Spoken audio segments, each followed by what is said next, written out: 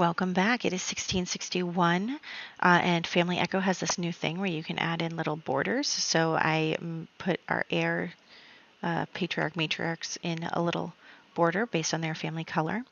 And in the last one, we had Phineas join the Reaper career. Sarah had her first baby, which did not survive. Lots of Sims just going around doing their normal thing. Muriel killed Mia, so that is a normal thing for her. Oops, I forgot to do this. There we go. Okay, this year, only a few birthdays. We have Abenaki Waldrick becoming a child, no 13 or 19. Ooh. Okay. Then we have Obadiah Hobart II and Lydia Phelps becoming teenagers, no 7 or 14. And then will they get married? No 1 through 6. Both of them will get married. So Obadiah Hobart II and Lydia Phelps. At one point, I had these organized a certain way, but I think that is all gone now. Elliot Waldrick needs to roll a d20 for the rest of his life. 11. So what would that be? 1672. I can do math. Elliot Waldrick dies. And then for our townies, it is 1661. Let's see. Are there no birthdays? Oh, okay, we have 2 children at the bottom. Thaddeus and Timothy Smith. I am going to roll for them. We have too many Sims. We have to roll for everybody right now. No 13 or 19. Well, they both survived anyway, so too many Sims it is. Okay, I think that is it for right now. Let's hop into the game and see where we go from here. Alrighty, so we are going to start with Phineas, who is, once again, just going around. We are going to have him plant some things. Like I said, we don't have a ton of money with him, so, but I think the Reaper career pays really well, so that's good. So here we go. We're not being sent out on a mission, which is good because those seem super glitchy right now. But I go on another one later. I don't even think I'm going to show you that because it was so glitchy, it just didn't even work. So that's not really important. Anyway, so we're going to stay here and do some stuff here and get, ahead in his job here. So what we need to do is fix the scrying bowl. We need to close the fissures there. You can see that there's one there, right there. And then I was looking for one of the tablets, but of course they're everywhere, and I just straight up did not see them at all. But I'll get to that later. So we need to close the fissures, and then we need to expel the mischievous ghost, and then we need to recalibrate Grimm's slablet, whatever it is. So we'll do all of those things. Then we need to repair the Netherworld portal. Oh my gosh, so many new words with this career. The Netherworld portal. So there it is. It looks really good. And I'm going to release some souls into it because we have 6 on us already. And then you can see that that is one of our performance requirements. So despite the fact that we did not actually go out, and I don't know why that was Yona who was the mischievous ghost, but despite the fact that we did not go out and finish the mission, we still had some souls. So we were able to release those in order to get, closer to a promotion here. So that is what we're going to do there. If we have to get souls outside and then, come back and do the thing, then that's just what we'll have to do. So next we're going to find the slablet. We're going to find a slablet, make it work. We're also going to start working on the unfinished business, the soul's journey of Phineas. So Phineas needs to work on his soul's journey. He wants to have the best family reunion ever is one of the things that just came up. So we will see if we can do that today and try to get as many of these done as we can because, like I said, eventually we do want to reincarnate him. So we need to finish the soul's journey as part of that. So we're just going to do a little here, a little there until we get to the point where that happened. So we actually did make a ton of money as a Reaper today. So we have over $1,000 now, but we're still going to try and make some money on our own here. And then, yes, we are going to head out and we are going to get our fitness skill up to level 2 so we can go to the next promotion level. And then also we are going to have that family reunion. Now, of course, it's a little weird to have a family reunion with a ghost. We are just gonna do our best, but we are going to, I couldn't invite Austin, unfortunately, but we're going to invite a few people, including his parents, obviously, and then Chenoa and Delilah, who were going to be the people that I was going to marry them off to. So that was a big deal. In the past, obviously, it did not happen, but maybe one day. I actually don't think so, because I think Phineas is going to be we might start over as a baby. I'm not really sure yet. I haven't decided yet. Although I kind of don't want to start over as a baby, because if I did start over as a baby, then we would be having to wait for him to grow up again, which would be kind of annoying. So we'll see where we go with that. And we are going to just chat with everybody. We have to take pictures. We have to have a meal together. We have to talk about family. We have to do all this stuff. So very exciting. And we are going to just spend some time together. And even though obviously pictures like this did not exist back then, but we're just happy to spend some time with some of the people that we love. Obviously, it's a little weird as a ghost, but I'm sure that someone can come up with some kind of explanation. But yeah, so we are one thing we have completed for his soul's journey, and then we're going to just send to the next household. So the next household, we're going to go see Solomon and Josiah again. So as you know, they've committed themselves to each other. And who is going to come along but Isaac? So Isaac and his brother did not get along ever since Isaac lost their house and kind of ran away. But Isaac is coming back, and he's acting so apologetic, and he's like, oh, I'm so sorry that that happened, and like, I really regret it, and I'm trying to be a better person, and all this stuff, really buttering him up, really trying to tell his brother, like, I just need a little bit of help. Like, it's just been tough for me. And Josiah, of course, like, him and his brother were thick as thieves for so long. It's really been such a struggle that they've had together and that they've gotten through together. But what they did eventually, get through, and then they had that falling out. But like, it's tough for him to not remember the good times and to just forget about all of that. So you know it's tough. He's talking to Solomon about it, but he really does you know he struggles with wanting to help his brother again, but he obviously knows that his brother can have some problems. Next, we're going to head here. We have Yona has noticed, obviously, that Nita has kind of been, coached in a way by her family in order to act a certain way. And he's been trying to really take her out of that shell. And, he notices that her father is obviously a big influence on the whole community, but also especially on his children. And so he just wants to have like a man-to-man talk with Chogun and be like, look, you don't have to worry about Nita anymore. I will worry about Nita. Nita is going to be my wife. I'm going to be her husband. I'm going to be responsible for her. You don't have to worry about her anymore. Like, it's me and her. You don't have to worry. You don't have to scold her or teach her or whatever. Like, that's my job now. Like, my job is to be her partner, and she isn't going to just be a child anymore. She's going to be a wife and a mother and all of that. So he's really trying to basically get Chogun to lay off a little bit, basically say, like, this is my job now, even though he would never talk to her the way her father has talked to her.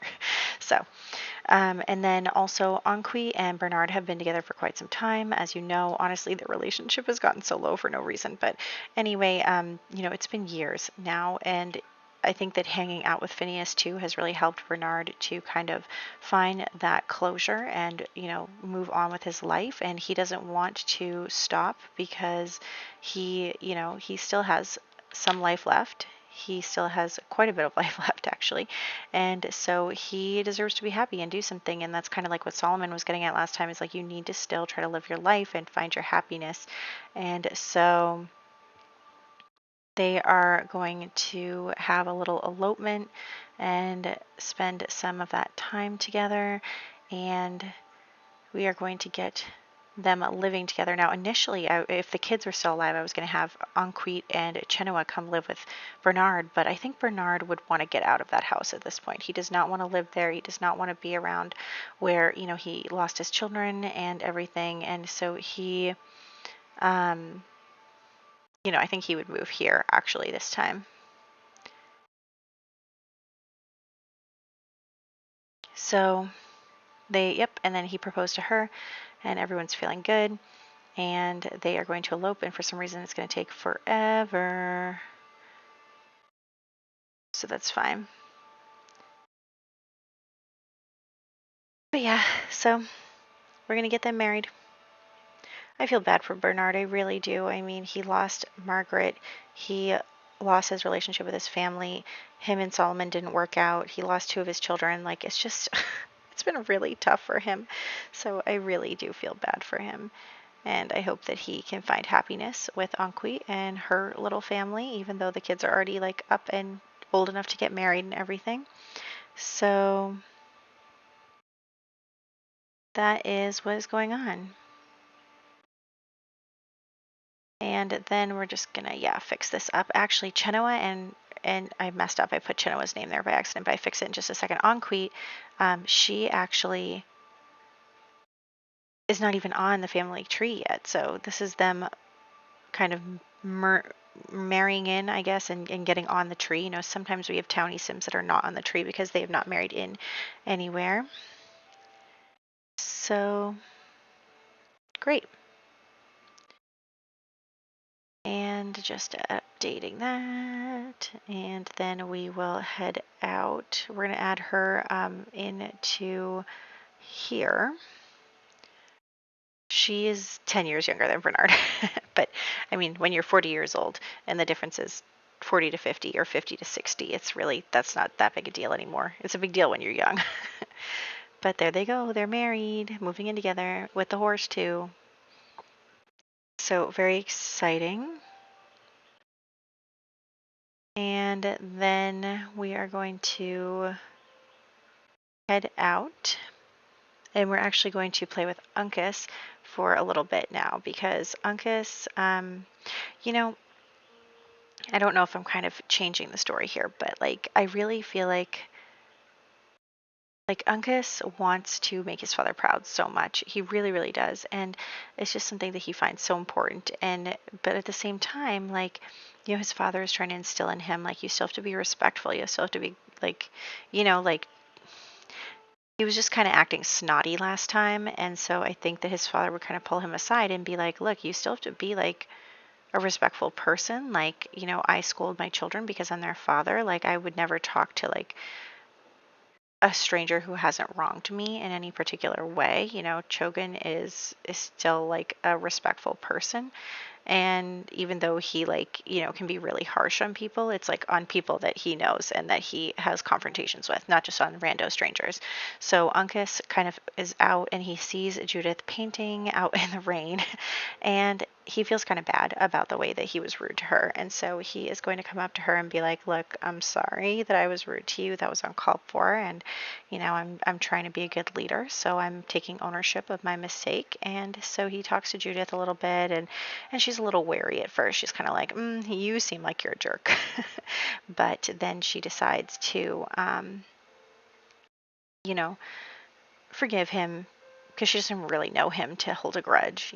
So they just kind of get to talking, and he's impressed by her painting skills and everything. And so they're just kind of hanging out a little bit, just a tentative truce, not really, not anything. They're not best friends. They're okay.